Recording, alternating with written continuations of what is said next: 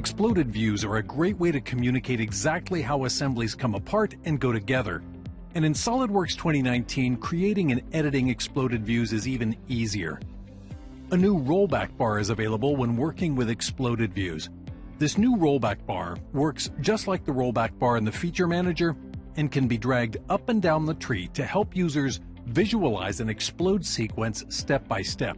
Notice that this exploded view has the end cap screws moving after the end cap is already exploded. To remedy the problem, explode steps can now be reordered directly in the Configuration Manager.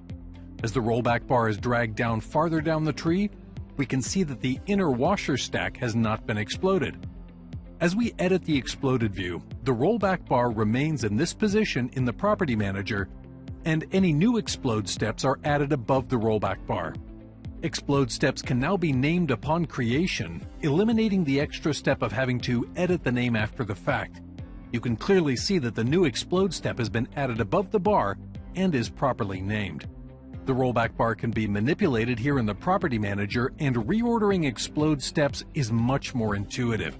Explode steps can be also now suppressed as well as deleted, and this suppression is available outside of the Edit mode in the Configuration Manager.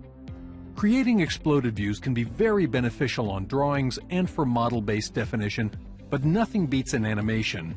And now SOLIDWORKS 2019 supports more video file formats. Flash, MKV, and MP4 formats can now be published directly from the Exploded View Animation Controller or with SOLIDWORKS Animator.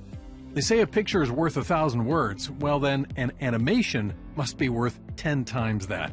And with the new tools to work with exploded views in SOLIDWORKS 2019, creating this content is easier than ever.